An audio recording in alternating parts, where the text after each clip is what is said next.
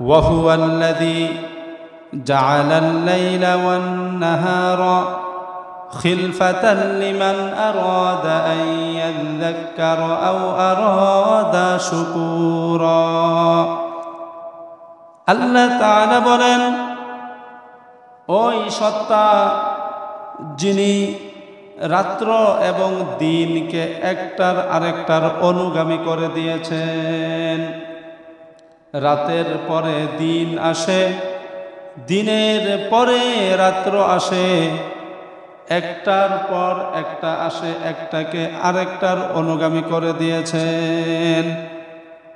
ওই ব্যক্তির জন্য যে এর মধ্যে গবেষণা করে উপদেশ হাসিল করতে চায় যে এই রাত দিনের পরিবর্তন, এর মধ্যে গবেষণা করিয়া আল্লাহর শুকরিয়া আদায় করতে চায়, তাহলে এই রাতের পরে দিন আসে, কে করেন বলেন?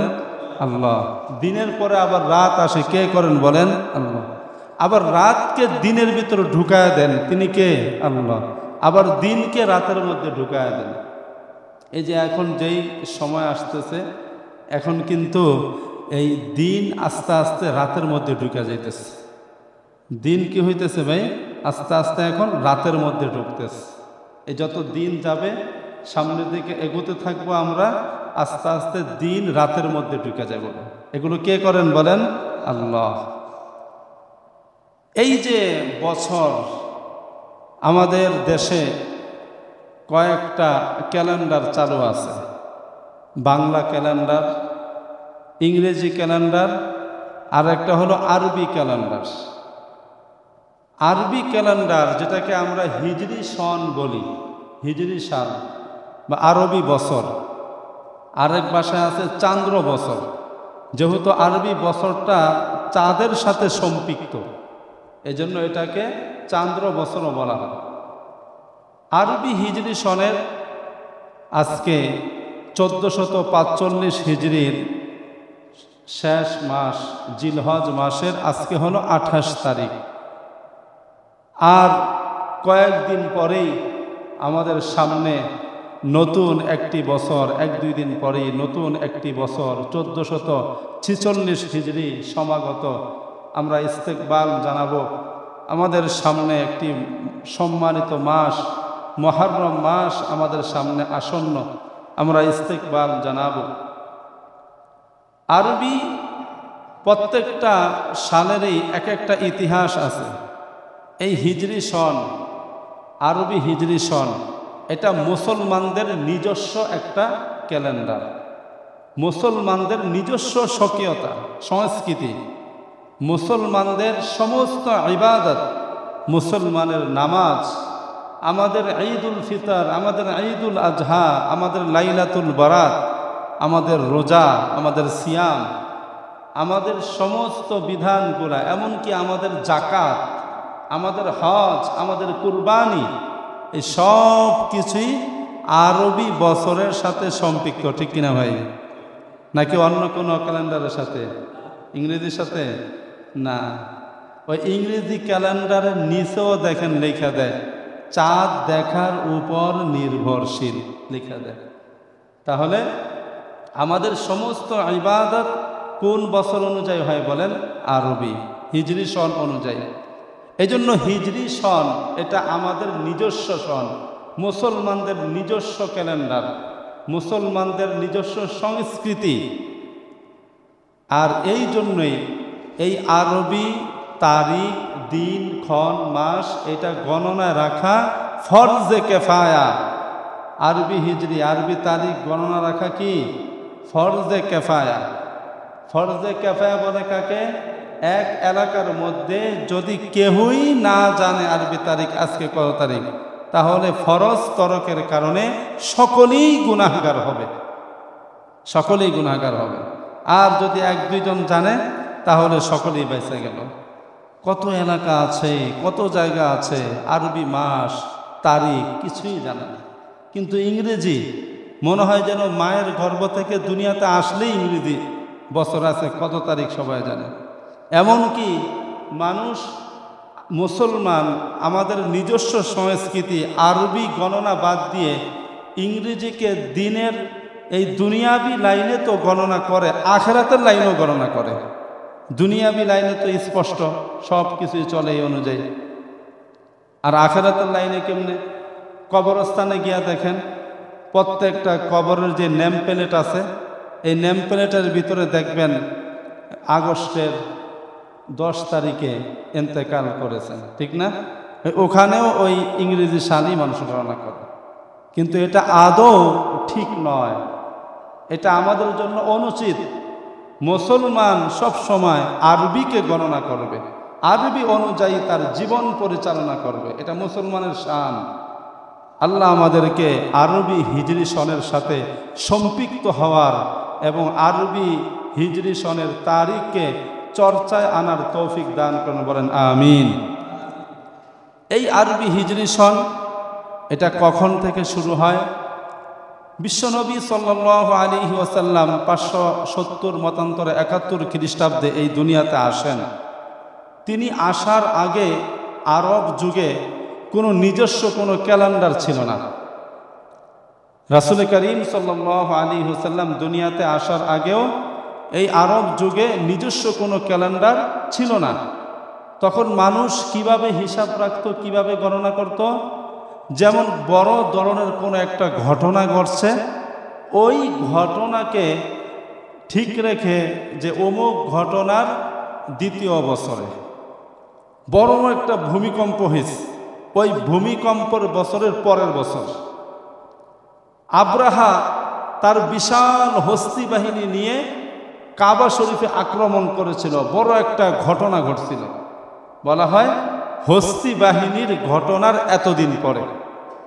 এরকম বড় কোনো ঘটনা ঘটলে ওই ঘটনাকে মেনশন করে, ওই ঘটনাকে ধরে এরপর থেকে তারা কোনো একটা হিসাব তারা ঠিক রাখত। আমাদের দেশে যেরকম আমাদের বয়োজ্যেষ্ঠ বৃদ্ধ বৃদ্ধারা যারা আছে, এরা বলে 98 বন্যার পরে, আরেকটা বিখ্যাত আছে 88 বন্যার পরে। এই যে বড় ঘটনাকে কেন্দ্র করে একটা হিসাব ঠিক রাখে, তারাও এরকম রাখত। এমনকি রাসূল করিম সাল্লাল্লাহু আলাইহি ওয়াসাল্লাম দুনিয়াতে আসার পরেও তার জীবদ্দশাও নিজস্ব কোনো ক্যালেন্ডার ছিল না। রাসূল করিম সাল্লাল্লাহু আলাইহি ওয়াসাল্লামের ওয়াফাতের পরে আবু বকর সিদ্দিক রাদিয়াল্লাহু তাআলা আনহু তিনি খলিফাতুর রাসূল আমিরুল মুমিনিন হলেন। তার ইন্তেকালের পরে হযরতে ওমর ইবনুল খাত্তাব রাদিয়াল্লাহু তাআলা আনহু তিনি খলিফা হলেন। তিনি খলিফা হওয়ার পরে তিনি এই হিজরি সনের প্রবর্তন করেন। তাহলে যদি বলা হয় হিজরি সনের প্রবর্তককে, কার নাম বলা হবে? বলেন বলেন সবাই, হিজরি সনের প্রবর্তককে? ওমর ইবনুল খাত্তাব রাদিয়াল্লাহু তাআলা আনহু, ইসলামের 2য় খলিফা। এই হিজরি সন, এই আরবি সন, এটা তৈরি করছে কে? এটার প্রবর্তক কে? এটা শুরু করছে কে? তিনি হলেন 2য় খলিফা, ইসলামের 2য় খলিফা হযরত ওমর ইবনুল খাত্তাব রাদিয়াল্লাহু তাআলা আনহু। তিনি এই হিজরি সনের প্রবর্তন করেন। ওমর ইবনুল খাত্তাব রাদিয়াল্লাহু তাআলা আনহু যখন খলিফা হলেন, এই মুসলিম জাহানের খলিফা হলেন, এই বর্তমান ইটালি, ফ্রান্স, এগুলো সব তার অধীনে ছিল। বলেন আল্লাহু আকবার। এই বর্তমান যত ইউরোপ দেখেন, এই ইউরোপের বড় বড় ধনী রাষ্ট্রগুলা, বড় রাষ্ট্রগুলা, এগুলো সব ওমর রাদিয়াল্লাহু তাআলা আনহুর এর শাসনাধীন ছিল, এর খেলাফতের অন্তর্ভুক্ত ছিল। তাহলে বুঝেন যে মুসলিম জাহান তখন কত বিস্তৃত হয়েছিল, মুসলিম রাষ্ট্র তখন কত বিস্তৃত হয়েছিল। ওমর ইবনুল খাত্তাব রাদিয়াল্লাহু তাআলা আনহু এর সময় যখন এই ইসলামী জাহান, এই মুসলিম বিশ্ব পুরা দেশ থেকে দেশান্তর, আরব কান্ট্রিগুলা পেরিয়ে, মধ্যপ্রাচ্যের দেশগুলা পেরিয়ে সেই ইউরোপ, বিভিন্ন মহাদেশ পর্যন্ত এই মুসলিম জাহান, মুসলিম বিশ্ব বিস্তৃতি লাভ করলো। এই মুসলিম জাহান এটা বড় থেকে বড় হলো, ইসলামিক রাষ্ট্র হলো। তখন বিভিন্ন জায়গায় অফিস আদালত এগুলো কায়েম হলো, প্রতিষ্ঠিত হলো। তখন একটা বিষয় জরুরি হয়ে গেল, এই মুসলমানদের, এই মুসলিম জাহানের, এই মুসলিম বিশ্বের বিভিন্ন অফিস আদালতের হিসাব নিকাশ এগুলো দলিল আদিল্লা এগুলো ঠিক রাখার জন্য একটা নির্দিষ্ট তারিখ বসানোর প্রয়োজন হলো। নির্দিষ্ট তারিখ বসানোর প্রয়োজন হলো। তৎকালীন সময়ে ওমর ইবনুল খাত্তাব রাদিয়াল্লাহু তাআলা আনহু কর্তৃক ইরাকের বসরার গভর্নর ছিলেন বিশিষ্ট সাহাবী হযরত আবু মুসা আশআরী রাদিয়াল্লাহু তাআলা আনহু। এই আবু মুসা আশআরী রাদিয়াল্লাহু তাআলা আনহু তিনি সুদূর মদিনা থেকে সেই অনেক দূরে ইরাকের বসরার গভর্নর ছিলেন। আর সমস্ত গভর্নরদের কাছে মাঝে মধ্যেই খলিফার পক্ষ থেকে ওমর রাদিয়াল্লাহু তাআলা আনহুর পক্ষ থেকে বিভিন্ন চিঠি আসতো। ওই চিঠির মধ্যে বিভিন্ন আদেশ নিষেধ, বিভিন্ন আইন কানুন ওখানে লেখা থাকতো। আবু মুসা আশআরী রাদিয়াল্লাহু তাআলা আনহুর কাছে এরকম বিভিন্ন চিঠি আসতো। আর ওই সময় তো এরকম ডিজিটাল আর স্মার্ট যুগ ছিল না। ওই সময় চিঠির মাধ্যমে যাইতো, এক জায়গা থেকে আরেক জায়গায় যাইতে অনেক মাস লেগে যাইতো, বছরও লেগে যাইতো। চিঠি যখন আইসা পৌঁছত, ওই চিঠির মধ্যে কোনো তারিখ, নির্দিষ্ট কোনো তারিখ থাকতো না, একটা মাসের নাম লেখা থাকতো। এখন এই মাসটা কোন মাস, খলিফার পক্ষ থেকে যে আদেশ আসছে এই আদেশটা কোন মাসের কোন তারিখ থেকে চালু হবে, দেশের মধ্যে এই আইনটা কবে থেকে চালু হবে, এরকম নির্দিষ্ট কোনো সীমারেখা ছিল না। এই জন্য আবু মুসা আশআরী রাদিয়াল্লাহু তাআলা আনহু তিনি একটা চিঠি লিখলেন খলিফার নিকট, ওমর রাদিয়াল্লাহু তাআলা আনহুর নিকট চিঠি লিখলেন যে আমাদের এই অফিস আদালতের তারিখ এগুলো ঠিক রাখার জন্য, দলিল আদিল্লা এই রাষ্ট্রকে সঠিকভাবে পরিচালনার জন্য আমাদের নিজস্ব একটা সন দরকার, নিজস্ব একটা তারিখ দরকার। তৎকালীন সময়ে রোম এবং পারস্য এদের নিজস্ব ক্যালেন্ডার ছিল, কিন্তু মুসলমানদের নিজস্ব কোনো ক্যালেন্ডার ছিল না। ওমর রাদিয়াল্লাহু তাআলা আনহুর কাছে যখন এই চিঠিটা আসলো তখন তিনি বিবেচনা করলেন এবং সিনিয়র সাহাবায়ে কেরাম যারা ছিলেন সকলকে নিয়ে তিনি পরামর্শ সভায় বসলেন। পরামর্শ সভায় বসে তিনি এই হিজরি সন, নতুন একটা সন মুসলমানদের জন্য আবিষ্কার করার গুরুত্ব এবং প্রয়োজনীয়তা তুলে ধরলেন এবং তাদের কাছে পরামর্শ চাইলেন কি করা যায়। তখন দুই ধরনের পরামর্শ এসেছিল। কিছু সাহাবায়ে কেরাম বলেছিলেন যেহেতু আমাদের পার্শ্ববর্তী পারস্যে তাদের নিজস্ব একটা ক্যালেন্ডার আছে, আমরা ওই ক্যালেন্ডারটাকে ফলো করেই আমাদের যত নিয়ম কানুন আছে এগুলো আমরা চালিয়ে যাই, নতুন করে আবার সৃষ্টি করার কি প্রয়োজন। কিছু সংখ্যক সাহাবারা বললেন, কিন্তু বেশিরভাগ সাহাবায়ে কেরামই এই মতের বিরোধিতা করে তারা বললেন না, আমাদের এই মুসলিম বিশ্ব এখন দেশ থেকে দেশান্তরে বিস্তৃতি লাভ করেছে, আমাদের নিজস্ব স্বকীয়তা, নিজস্ব সংস্কৃতির প্রয়োজন আছে, এই জন্য আমাদের নিজস্ব একটা সনেরও প্রয়োজন, যেগুলো অনুসরণ করে, এই সাল অনুসরণ করে আমাদের সমস্ত ইসলামের বিধিবিধান এগুলো আবর্তিত হবে, এগুলো আমরা পালন করব, প্রয়োজনীয়তা তুলে ধরলেন। তখন ওমর রাদিয়াল্লাহু তাআলা আনহু এই পরামর্শের উপরে তিনি রায় দিলেন, আমরা নতুন একটা সন গণনা করব, নতুন একটা সন আমরা শুরু করব। নতুন সন যখন আমরা শুরু করব তখন আরেকটা বিষয় সামনে আসলো, এই সাল, এই নতুন সন বছর শুরু করব কোন জায়গা থেকে শুরু করব। যেমন আমি পিছনে বলেছি পূর্বের হস্তি বাহিনীর ঘটনা, বিভিন্ন ভূমিকম্পের ঘটনা, ওই সমস্ত ঘটনা থেকে মানুষ গণনা করত এ যাবৎ। এখন এই আরবি সন বা মুসলমানদের এই সনটা কোন জায়গা থেকে শুরু করব, কখন থেকে আমরা এটা গণনা শুরু করব। সাহাবায়ে কেরামদের কাছে তিনি পরামর্শ চাইলেন। তখন চারটা পরামর্শ আসলো। কয়টা পরামর্শ ভাই? চারটা পরামর্শ আসলো। প্রথম পরামর্শ আসলো, কিছু সংখ্যক সাহাবায়ে কেরাম বললেন বিশ্বনবী সাল্লাল্লাহু আলাইহি ওয়াসাল্লাম যেদিন এই দুনিয়াতে আগমন করেন, রাসূলের আগমন থেকে, যেমন ঈসা আলাইহিস সালাম যেদিন আগমন করেছেন সেদিন থেকে খ্রিস্ট সাল এটা শুরু হয়েছে। তা আমাদের নবীও যেদিন এই দুনিয়াতে আগমন করেছেন ওই দিন থেকেই আমরা এই সনটা গণনা করব। 2 নম্বর, কিছু সাহাবায়ে কেরাম যেখানে হযরত সাআদ ইবনে আবি ওয়াক্কাস রাদিয়াল্লাহু তাআলা আনহু তিনিও এই মত দিয়েছিলেন। 2 নম্বরে যেই মত তিনি দিয়েছিলেন, বিশ্বনবী সাল্লাল্লাহু আলাইহি ওয়াসাল্লাম যেদিন ইন্তেকাল করেন, যেদিন তিনি ওয়াফাত পান, মৃত্যুবরণ করেন, ইন্তেকাল করেন, ওই দিন থেকে আমরা এই সালটা গণনা শুরু করব। কিছু সাহাবায়ে কেরাম, যেখানে হযরত তালহা রাদিয়াল্লাহু তাআলা আনহু ছিলেন, তিনি বললেন আমাদের নবীজি যেদিন নবুয়ত পেয়েছেন, যেই দিন তিনি নবুয়ত পেয়েছেন, ওই দিন থেকে আমরা এই সালটা গণনা শুরু করব। 3 নম্বর মতামত। 4 নম্বর মতামত, যেটা শেরে খোদা হযরতে আলী কাররামাল্লাহু ওয়াজহাহু, হযরত আলী রাদিয়াল্লাহু তাআলা আনহু অত্যন্ত গুরুত্বের সাথে জোরালোভাবে যেই প্রস্তাবটা দিয়েছিলেন, সেটা হলো আল্লাহর রাসূল সাল্লাল্লাহু আলাইহি ওয়াসাল্লাম যেদিন মক্কা থেকে মদিনার উদ্দেশ্যে হিজরত করেছিলেন, ওই দিন থেকেই আমরা এই সালটা গণনা শুরু করব। এবং তিনি জোরালোভাবে প্রস্তাব দিলেন। তার প্রস্তাবের সমর্থনে আরও বড় বড় সিনিয়র সাহাবায়ে কেরাম এই প্রস্তাবকে সমর্থন করলেন। তখন ওমর রাদিয়াল্লাহু তাআলা আনহু সার্বিক দিক বিবেচনা করে হযরত আলী রাদিয়াল্লাহু তাআলা আনহু যেই প্রস্তাব দিয়েছিলেন, সেই প্রস্তাবকে তিনি প্রস্তাব অনুযায়ী তিনি রায় দিলেন এবং এই মর্মে সিদ্ধান্তে উপনীত হলেন সকলে, আমরা আল্লাহর রাসূল সাল্লাল্লাহু আলাইহি ওয়াসাল্লামের হিজরতকে স্মরণীয় করে রাখার জন্য তিনি যেই সময় হিজরত করেছিলেন, ওই সময় থেকে আমরা সাল গণনা শুরু করব। সুবহানাল্লাহ। সাহাবায়ে কেরাম সিদ্ধান্ত নিয়ে নিলেন।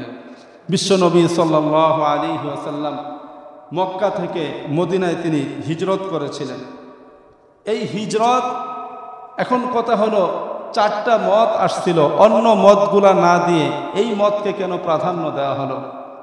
এর অনেক ব্যাখ্যা আছে। একটা বলি, হিজরত এমন একটা ঐতিহাসিক ঘটনা ছিল, হিজরতের আগে কেমন যেন ইসলাম তার সেই আসল অবস্থায় ছিল না, আর হিজরতের মাধ্যমে হক আর বাতিলের মধ্যে পার্থক্য হয়ে ইসলাম তার নতুন যৌবন ফিরে পেয়ে নতুন বেগবান হয়ে পুরা বিশ্বময় ইসলাম ছড়িয়ে পড়েছিল। যেই ঐতিহাসিক ঘটনার মাধ্যমে, সেই ঘটনাটা কি বলেন? হিজরত। হিজরতুর রাসূল সাল্লাল্লাহু আলাইহি ওয়াসাল্লাম মিন মক্কা ইলাল মদিনাতিল মুনাওয়ারা, মদিনা মুনাওয়ারায় যে হিজরত করেছিলেন, এই হিজরতের ঘটনা, ঐতিহাসিক ঘটনাকে স্মরণীয় করে রাখার জন্যই এখান থেকেই গণনা শুরু হলো। এই জন্য বলা হয় হিজরি সন। বুঝা আসছে? এই জন্য বলা হয় হিজরি সন। বিশ্বনবী সাল্লাল্লাহু আলাইহি ওয়াসাল্লাম যেই দিন হিজরত করেন, ওই দিন থেকেই এই সাল গণনা শুরু হয়ে যায়। বিশ্বনবী সাল্লাল্লাহু আলাইহি ওয়াসাল্লামের ওফাতের 6 বছর পর, তার ইন্তেকালের 6 বছর পরে এই সাল গণনা শুরু হলো। এর আগে এই সাল ছিল না, এবং শুরু করা হয়েছে হিজরতের দিন থেকে এই সাল গণনা শুরু করা হয়েছে। এখন হিজরত, বিশ্বনবী সাল্লাল্লাহু আলাইহি ওয়াসাল্লাম ইসলাম নবুয়ত প্রাপ্তির পরে তিনি প্রথমে মানুষদেরকে গোপনে গোপনে দাওয়াত দিতেন, গোপনে গোপনে দাওয়াত দিতেন, তার আত্মীয় স্বজনদেরকে, আপনজনদেরকে গোপনে গোপনে দাওয়াত দিতেন। একটা সময় আসলো, আল্লাহ বলেন ওয়ানজির আশিরাতাকাল আকরাবিন, আর গোপনে চলবে না, এখন আপনি প্রকাশ্যে দাওয়াত দেওয়া শুরু করেন। যতদিন তিনি গোপনে দাওয়াত দিয়েছিলেন, তাকে ওই আরবের মক্কার কাফেররা তাকে বলতো আল আমিন, তাকে বলতো আমিনুল সুন্দুক।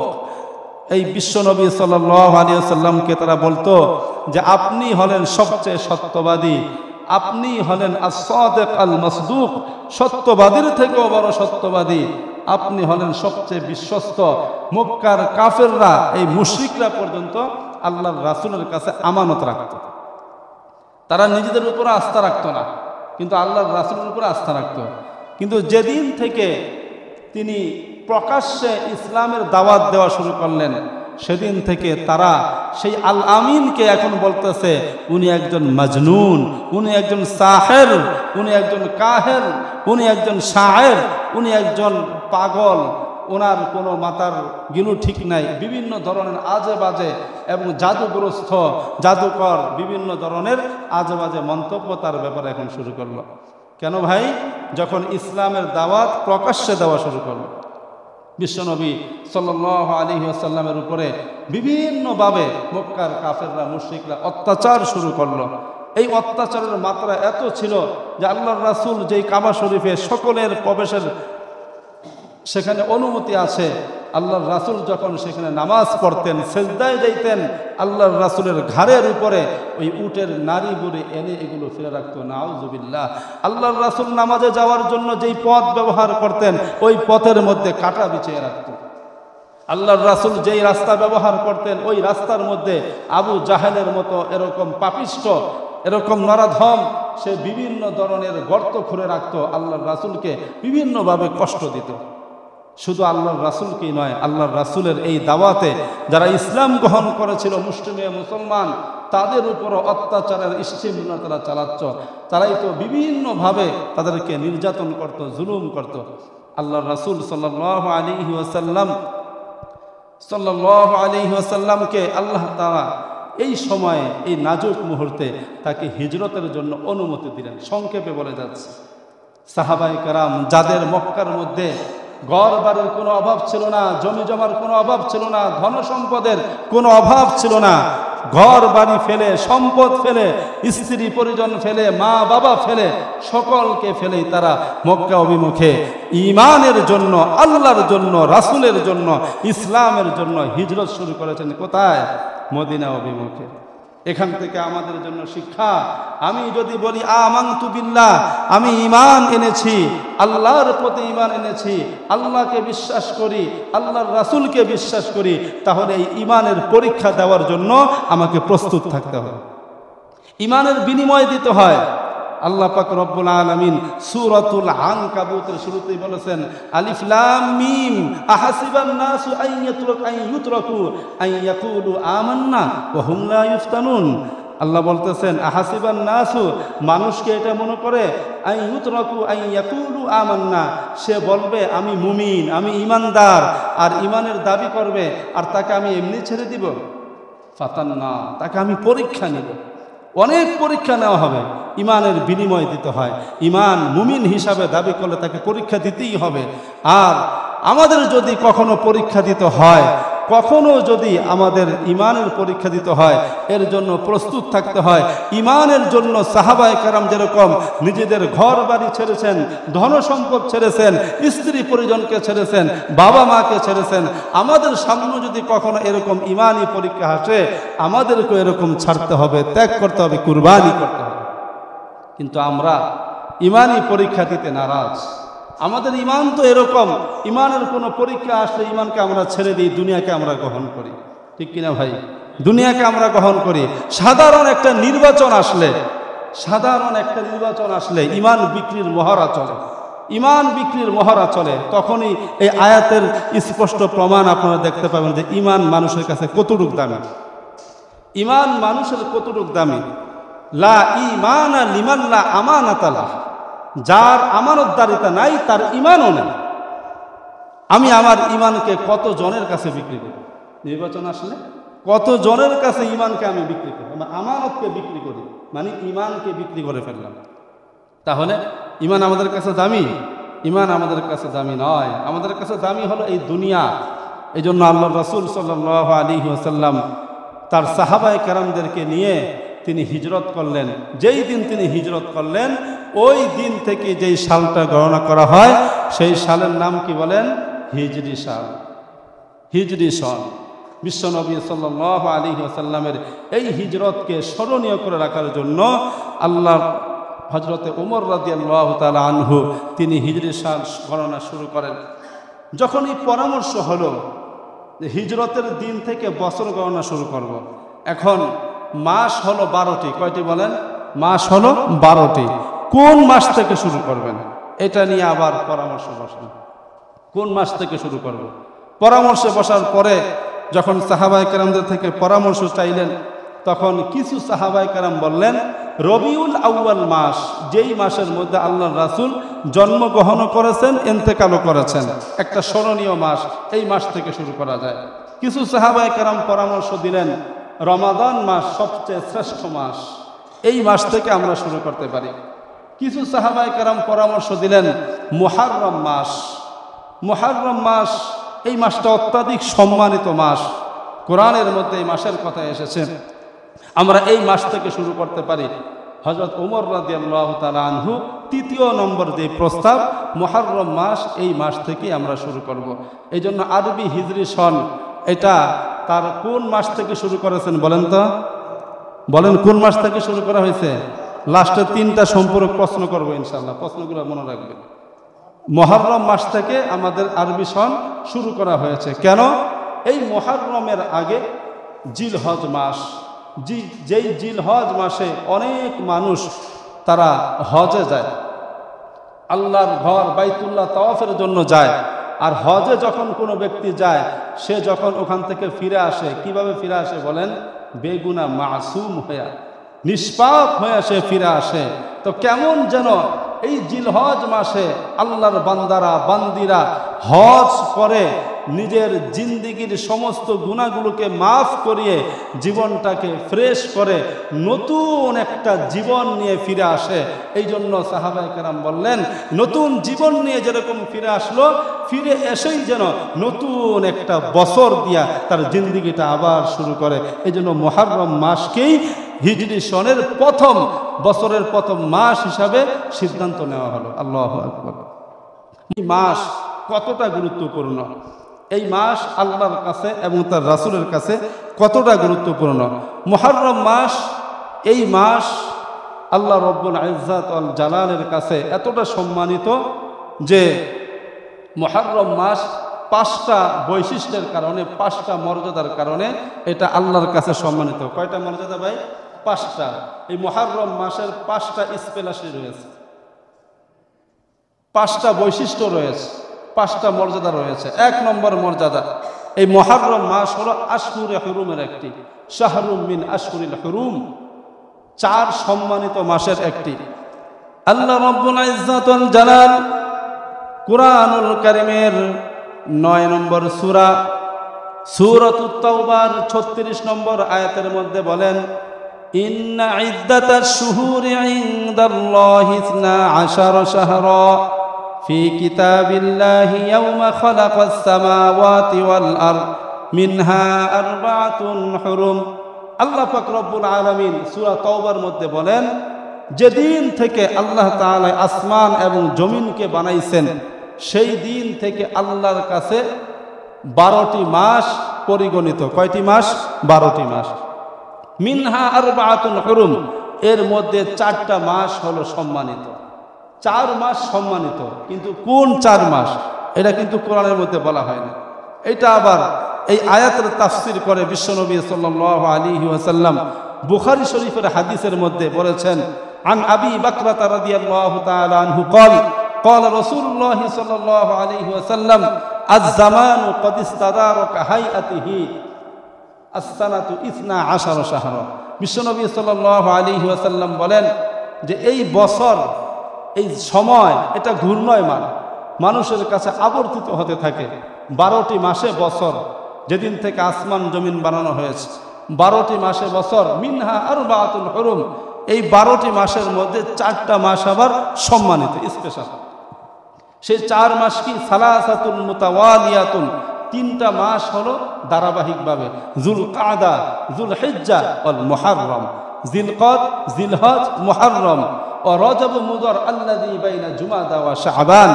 আরেকটা হলো রজব মাস, যেটা জুমাদাল উখরা এবং শাবান মাস, এই 2 মাসের মাঝামাঝি যে রজব মাস, এটা। এই 4 মাস হলো সম্মানিত। কোন 4 মাস? জিলকদ, জিলহজ, মুহররম, রজব। এই 4 মাস হলো সম্মানিত মাস।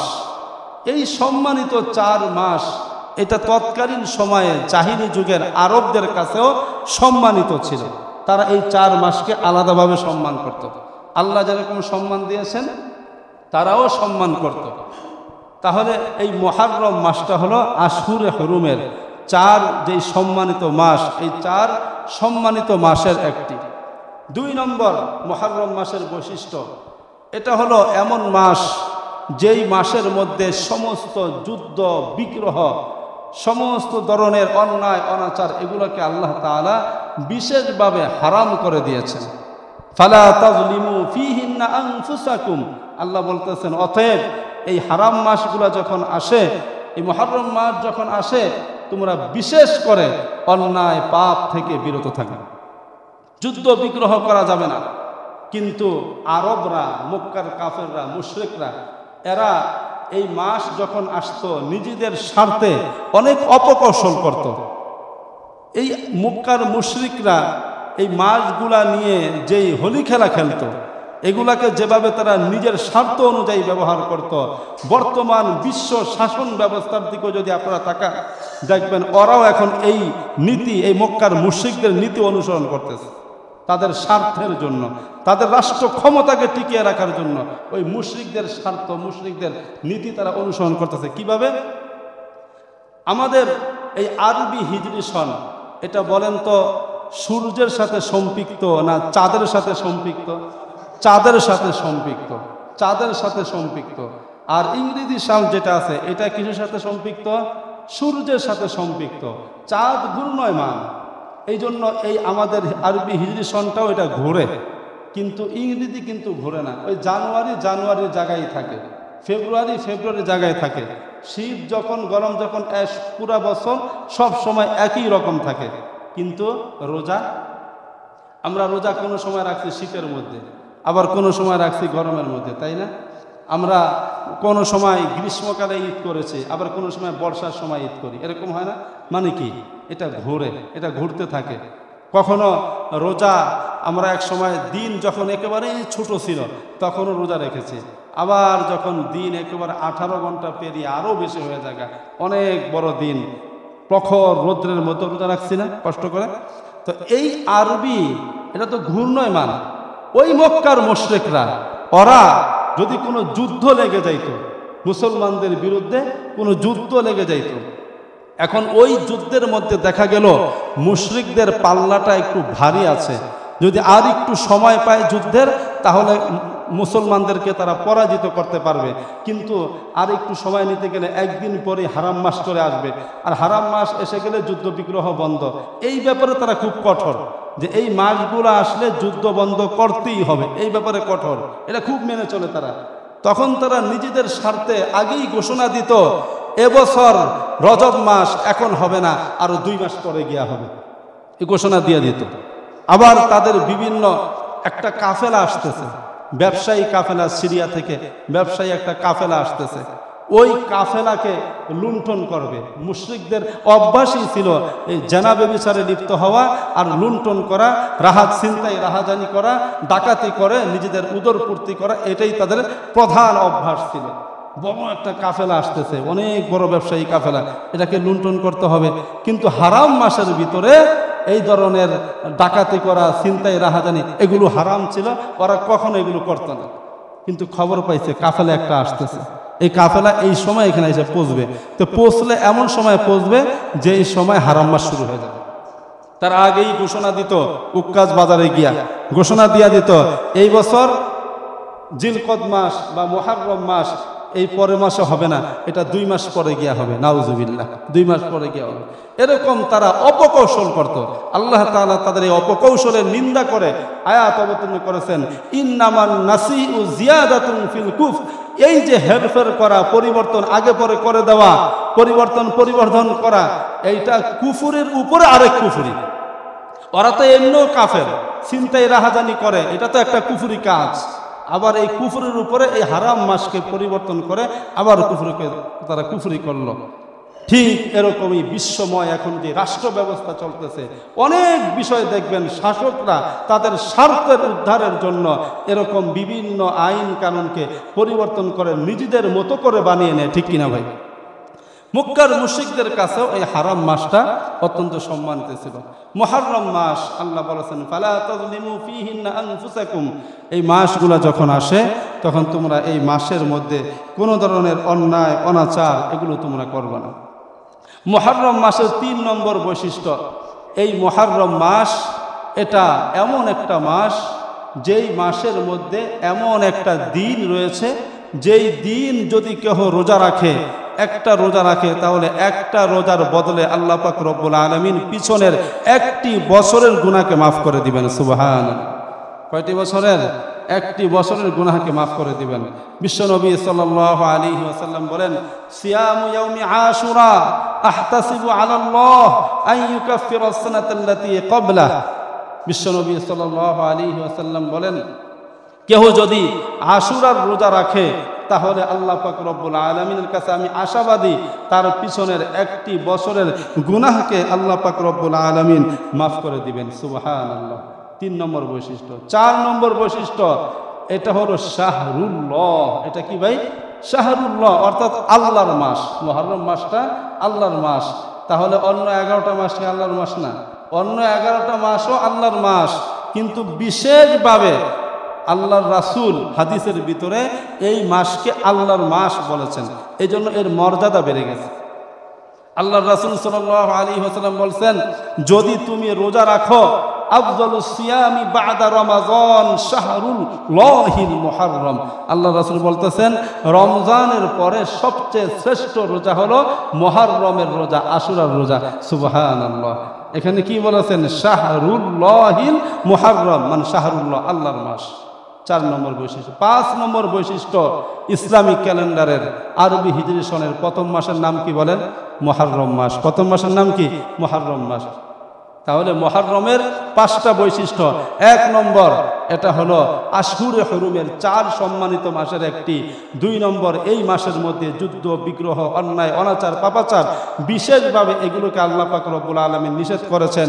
3 নম্বর, এই মাসের মধ্যে এমন একটা দিন রয়েছে যেটা আশুরা বলা হয়, ওই একদিনে যদি কেউ একটা রোজা রাখে আল্লাহ তার পিছনের একটি বছরের সগীরা গুনাহকে মাফ করে দেন। 4 নম্বর, এটাকে শাহরুল্লাহ বলা হয়েছে, আল্লাহর মাস। 5 নম্বর, এই মাসটা হলো ইসলামিক ক্যালেন্ডারের প্রথম মাস, আরবি হিজরি সনের প্রথম মাস। এই মুহররম মাস যখন আসে, এই মাসে আমাদের 5টা করণীয়। কয়টা করণীয় ভাই? 5টা করণীয়। আমরা আর 1-2 দিন পরেই, আজকে আরবি হিজরি সনের জিলহজ মাসের 28 তারিখ, শেষ মাস, 1445 হিজরির একেবারে বিদায়ী লগ্নে আমরা চলে এসেছি। আর 1-2 দিন পর থেকেই শুরু হয়ে যাবে 1446 হিজরি, নতুন একটা বছর। মুহররম মাসকে আমরা ইস্তেকবাল জানাবো। এই মুহররম মাস আসলে আমাদের নিম্নে 5টা করণীয় আমাদের সামনে। 1 নম্বর করণীয়, দোয়া করা। মুহররম মাস যখন আসে, একটা নতুন মাস যখন আসে, নতুন বছর যখন আসে, তখন আল্লাহর রাসূল সাল্লাল্লাহু আলাইহি ওয়াসাল্লাম সাহাবাদেরকে বলতেন, তোমরা চাঁদ দেখবা, মুহররমের চাঁদ দেখবা। আর চাঁদ দেখার পরে আল্লাহর রাসূল তাদেরকে দোয়া শিখাইতেন, সাহাবায়ে কেরামকে দোয়া মস্ক করাইতেন। সেই দোয়াটা হলো, আল্লাহুম্মা আদখিলহু আলাইনা বিল আমনি ওয়াল ঈমান ওয়াস সালামাতি ওয়াল ইসলাম ওয়াত তাওফীক লিমা তুহিব্বু রাব্বুনা ওয়া তারদা রাব্বুনা ওয়া রাব্বুকাল্লাহ ওয়া জিওয়ারিন মিনাশ শায়াতিন ওয়া রিদওয়ানিন মিনার রহমান। এই দোয়াটা বেশি বেশি তালিম দিতেন। আমিও আপনাদেরকে দিব মাগরিবের সময় ইনশাআল্লাহ, যদি আল্লাহ বাঁচিয়ে রাখেন। তাহলে মুহররম মাসের 1 নম্বর আমল হলো দোয়া করা। কি করা ভাই? এই যে আল্লাহর রাসূল যে দোয়াটা শিখাইছেন, চাঁদ দেখা এবং দোয়া করা 1 নম্বর আমল। 2 নম্বর আমল, তাওবা এবং ইস্তেগফার। এই মাসের মধ্যে বেশি বেশি, মাস যখন শুরু হয়ে যায়, বেশি বেশি তাওবা এবং ইস্তেগফার করা। 3 নম্বর, এই মাস যখন আসে তখন, যেহেতু এটা সম্মানিত মাস, এটা কি মাস ভাই? সম্মানিত মাস, এই জন্য এই মাসটাকে সম্মান করা। 3 নম্বর, এই মাসটাকে কি করা ভাই? সম্মান করা। এই মাসটাকে সম্মান করা। কিভাবে সম্মান করা? আল্লাহ পাক রব্বুল আলামিন বলছেন, ফালা তাজলিমু ফীহিন্না আনফুসাকুম। তোমরা এই মাসের মধ্যে অন্যায়, অনাচার, পাপাচার, গুনাহ এগুলো কিন্তু তোমরা করবে না, এগুলো তোমরা করবে না। তাহলে আমি আমার ঘরে বসে আছি, আমার পাগুলো ছড়িয়ে, এরকম ঠ্যাং ছড়িয়ে আমি বসে আছি, কিন্তু আমার বাবা, আমার শিক্ষক, আমার মুরব্বী যখন ঘরে ঢুকবে, তখনই কি আমি এভাবে বসে থাকবো বলেন? না, পাওটাকে গুছিয়ে সুন্দরভাবে তাকে সম্মান দেখিয়ে আমি বসবো। ঠিক তেমনিভাবে আল্লাহ বলতেছেন, তুমি জিল অন্যান্য মাসে হয়তো বেখেয়াল ছিলা, গাফেল ছিলা, গাফলতের মধ্যে ছিলা, শোনো, এই সম্মানিত মাস যখন আসছে, তখন এই মাসের সম্মানে হইল নিজেকে একটু গুটিয়ে নাও, ইবাদতের মধ্যে মনোনিবেশ করো। গুনাহের প্রতি তোমার কি লাগামহীন, তোমার যেই পদচারণা ছিল, লাগামকে টেনে ধরো। তুমি এখন শান্ত হও, এই মাসকে সম্মান করো, পাপ থেকে বিরত থেকে আর ইবাদতের মাধ্যমে। এই মাসকে সম্মান করা 3 নম্বর। 4 নম্বর হলো এই মাস যখন আসে বেশি বেশি নফল সিয়াম রাখা, নফল রোজা রাখা এই মাসের মধ্যে। যেহেতু এই মাসে রোজা রাখতে বলা হয়েছে, সবচেয়ে শ্রেষ্ঠ রোজা বলা হয়েছে রমজানের পরে, এজন্য বেশি বেশি রোজা রাখা 3 নম্বর। 5 নম্বর যেই আমাদের করণীয়, এই মাস আসলে মুহাসাবা মোরাকাবা করা। মুহাসাবা কাকে বলা হয়? হিসাব নিকাশ করা, নিজের জিন্দিগির সাথে একটু হিসাব নিকাশ করা, একান্তে একাকিত্ব বসে একটু মুহাসাবা করা। যেই মুমিনের জীবনে মুহাসাবা নাই, ওই মুমিনের জীবনে কোনো শান্তি নাই। যেই মুমিনের জীবনে মুহাসাবার অভ্যাস নাই, ওই মুমিন কোনো দিন পূর্ণ ঈমান নিয়ে চলতেও পারবে না, মরতেও পারবে না। মুহাসাবা কি? হিসাব নিকাশ করা। যেরকম দোকানদার ব্যবসায়ীরা আছে, বছরের শেষে মুহাসাবা করে, হিসাব নিকাশ করে, কত টাকা নিয়ে কত পুঁজি নিয়ে ব্যবসা শুরু করেছিলাম, এখন লাভ কত আছে, পুঁজি কত আছে, হিসাব করে। ঠিক তদ্রূপ একটা বছর বিদায় হয়ে গেল, নতুন একটা বছরে আসলা, এখন মুহাসাবা করো পিছনের এই একটা বছরের মধ্যে আমার কি ধরনের কতগুলা ভুল হয়েছে, কি ধরনের গুনাহের মধ্যে আমি জড়িত ছিলাম, যেই গুনাহ থেকে বিরত থাকা আমার জন্য করণীয় ছিল কিন্তু বিরত থাকতে পারি নাই। এখন এই মাস এসেছে, নতুন একটা বছর এসেছে, ওই সমস্ত ভুলগুলাকে, ওই সমস্ত পাপগুলাকে, ওগুলো থেকে কিভাবে বিরত থাকা যায়, ছাড়া যায়, এই মুহাসাবা করা। কমতিগুলাকে নিজের জীবনে এনে সামনে এনে ওগুলাকে ছাড়ার, ওই পাপগুলা অন্যায়গুলা ছেড়ে দেওয়ার, নতুন একটা বছরে নতুনভাবে শুরু করা এবং এই প্রত্যয় অঙ্গীকারবদ্ধ হওয়া, আমি আমার পিছনে যা গেছে গেছে, নতুন একটা বছর আমার জীবনকে নতুনভাবে আমি সামনে এগিয়ে যাব, তওবার সাথে, ইস্তেগফারের সাথে, দোয়ার সাথে, আল্লাহর হুকুমগুলো পালন করার সাথে। পারবো তো ভাই ইনশাআল্লাহ? তাহলে মুহররম মাসে 5টা করণীয়। 1 নম্বর হলো দোয়া করা, চাঁদ দেখা, চাঁদ দেখে আল্লাহ তাআলার কাছে দোয়া করা নিরাপত্তা এবং রহমতের জন্য। 3 নম্বর তওবা এবং ইস্তেগফার করা, যেহেতু একটা বছর চলে গেছে, আরেকটা বছর শুরু হয়েছে, তওবা ইস্তেগফার করা। 4 নম্বর এই মাস সম্মানিত, তাই মাসকে সম্মান করা। কিভাবে সম্মান করব? পাপ থেকে বিরত থেকে নেকির অর্জন করে এই মাসকে সম্মান করব। 4 নম্বর এই মাসে আল্লাহর রাসূল বলছেন শ্রেষ্ঠ রোজা রমজানের পরে, এই জন্য বেশি বেশি সিয়াম সাধনা করা, নফল সিয়াম রাখা। 5 নম্বর মুহাসাবা মোরাকাবা করা, নিজের জীবনের পিছনের ভুলগুলাকে শুধরিয়ে সামনে সুন্দর একটা জীবন শুরু করা। আল্লাহ আমাদের সকলকে তৌফিক দান করুন, বলেন আমিন। এই মুহররম মাসের সামনে আমাদের সামনে নতুন একটা দিন, একটা ঐতিহাসিক দিন আছে এই মুহররম মাসের মধ্যে। সেই ঐতিহাসিক দিনটার নাম কি বলেন তো সবাই? কে বলতে পারবেন? হ্যাঁ, 10ই মুহররম, আশুরা বলতে হবে। কি বলতে হবে ভাই? আশুরা। এই দিনটার একটা আলাদা নামই আছে, এই দিনটার একটা আলাদা নামই আছে, আশুরা। 10 তারিখ মুহররমের 10 তারিখের নাম হলো কি ভাই? আশুরা। এই আশুরার দিনের অনেক তাৎপর্য রয়েছে। বিশ্বনবী সাল্লাল্লাহু আলাইহি ওয়াসাল্লাম যখন মক্কা থেকে মদিনায় হিজরত করে আসলেন, ওয়াজাদাহুমুল ইয়াহুদ আসিয়াম ইয়াসুমুনা, তিনি যখন মদিনায় আসলেন দেখলেন ইহুদিরা রোজা রাখতেছে। ফাকালা মা হাযা, আল্লাহ রাসূল বলেন এটা কি?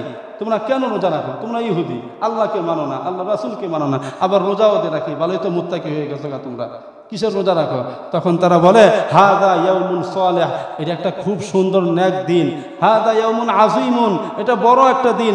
নাজ্জাল্লাহু মূসা মিন ফিরআউন, এই দিনে আল্লাহ পাক রব্বুল আলামিন মূসাকে ফিরআউন থেকে নাজাত দিয়েছেন, মুক্তি দিয়েছেন। ওয়া আগরাকা আলা ফিরআউন, আর ফিরআউনকে লোহিত সাগরের মধ্যে ডুবাইয়া মারছেন। ফাসাবা মূসা ইলাল্লাহি তাআলা শুকরান লিল্লাহি তাআলা, এই জন্য মূসা আলাইহিস সালাম শুকরিয়া স্বরূপ ফিরআউনের কবল থেকে তাকে মুক্তি দেওয়া হয়েছে, এই শুকরিয়া আদায় স্বরূপ তিনি আল্লাহর কাছে রোজা রাখতেন। এই জন্য আশুরার রোজার আরেকটা নাম হলো শুকরানা রোজা। কি রোজা ভাই? শুকরানা রোজা, শুকরিয়ার রোজা তিনি রোজা রাখতেন। যেহেতু তিনি শুকরিয়া স্বরূপ রোজা রাখতেন, আমরা তার উম্মত, এই জন্য আমরাও রোজা রাখি। তখন আল্লাহর রাসূল সাল্লাল্লাহু আলাইহি ওয়াসাল্লাম বললেন, তিনি বললেন আনা আহাক্কু বিমূসা মিনকুম, আমি, তোমরা যদি মূসাকে অনুসরণ করে রোজা রাখতে চাও, যে মূসাকে তোমরা এখন মানুই না, আমাকেও মানো না, তাহলে আমি যেহেতু মূসার ভাই, আমরা নবী রাসূল একে অপরের ভাই, এই জন্য মূসাকে অনুসরণ করে রোজা রাখতে হইলে আমি বেশি হকদার। তখন রাসূল সাল্লাল্লাহু আলাইহি ওয়াসাল্লাম তিনি রোজা রাখলেন, ফাসামাহু ওয়া আমারা বিসিয়ামিহি, নিজেও রোজা রাখলেন, সাহাবীদেরকেও রোজা রাখার নির্দেশ দিলেন। তাহলে আশুরার দিনের তাৎপর্য কি ভাই? রোজা রাখা, শুকরিয়া স্বরূপ কি রাখা? রোজা রাখা। এখন রোজাটা আমরা কিভাবে রাখবো? যখন সাহাবায়ে কেরাম রোজা রাখলেন, আল্লাহর রাসূল রোজা রাখলেন, হযরত আব্দুল্লাহ ইবনে আব্বাস রাদিয়াল্লাহু তাআলা আনহুমা থেকে বর্ণিত, এই রোজাটা আমরা 3 ভাবের কোনো একভাবে রাখতে পারি। কয় ভাবের ভাই? 3 ভাবের কোনো একভাবে রাখতে পারি। হযরত আব্দুল্লাহ ইবনে আব্বাস রাদিয়াল্লাহু তাআলা আনহুমা বলেন, যখন আল্লাহর রাসূল এবং সাহাবায়ে কেরাম রোজা রাখলেন, তখন কিছু সাহাবীদের মনে খটকা হলো, আরে এই দিন তো ইহুদিরাও রোজা রাখে, আবার আমরাও রোজা রাখি, ওদের সাথে মিলে গেল, এটা কেমন একটা দেখা যায়। আল্লাহর রাসূলের কাছে আয়েশা বলেন, হাযা ইয়াউমুন তুআযযিমুহুল ইয়াহুদ ওয়ান নাসারা, এটা এমন একটা দিন যেই দিনকে ইহুদিরাও সম্মান করে, খ্রিস্টানরাও সম্মান করে, আমরাও রোজা রাখতেছি, ইয়া রাসূলুল্লাহ কেমন হয়ে গেল না? তখন আল্লাহর রাসূল সাল্লাল্লাহু আলাইহি ওয়াসাল্লাম বলেন, ফাইদা কানাল আমুল মুকবিল, তিনি বললেন যদি আগামী বছর আসে ইনশাআল্লাহ সুন্নাল ইয়াউমাত তাসিআ, আমি এই 10-এর সাথে 9 তারিখে মিলিয়া 2টা রোজা রাখবো। 9 তারিখে মিলিয়া 2টা রোজা রাখবো। হাদিসের বর্ণনাকারী রাবি বলেন, ফালাম ইয়াতিল আমিল মুকবিল হাত্তা তুফিয়া রাসূলুল্লাহ সাল্লাল্লাহু আলাইহি ওয়াসাল্লাম, কিন্তু দুঃখজনক বশত আগামী বছর আল্লাহর রাসূল বেঁচে ছিলেন না বিদায় রোজাটা রাখতে পারেন নাই, কিন্তু তিনি আকাঙ্ক্ষা প্রকাশ করে গেছেন, এইটাই আমাদের জন্য মডেল, আমাদের জন্য করণীয়। এই জন্য রোজা রাখলে বোঝা গেল এই হাদিস থেকে 9 এবং 10, 9 এবং কি ভাই 10, যদি কেউ শুধু 10 তারিখের একটা রোজা রাখে তাহলে এই একটা রোজা এটা অনুত্তম। উলামায়ে কেরাম বলছেন এরকম করা ঠিক নয়, ইহুদিদের সাথে মিলে যাবে, অনুত্তম, এটা রাখা ঠিক নয়। তাহলে 9 এবং 10 এভাবে রোজা রাখা এটা সবচেয়ে উত্তম। আবার 3 নম্বর আরেকটা হলো, কেউ যদি চায় তাহলে 10 এবং 11, 10 এবং 11, তবে এটা অতটা উত্তম নয় যেটা 9 এবং 10 উত্তম। তাহলে আমরা রোজাটা কিভাবে রাখবো বলেন?